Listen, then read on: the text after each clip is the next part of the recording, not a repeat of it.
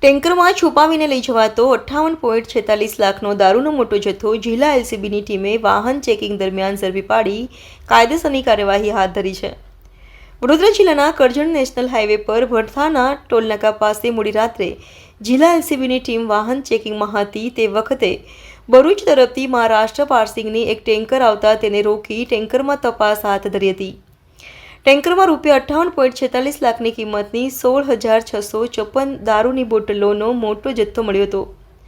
અંગે પોલીસે ડ્રાઈવર શંકરલાલ ચુનીલાલ સાવલી રહે દંતેડી જિલ્લો ભીલવાડા રાજસ્થાનની ધરપકડ કરી હતી।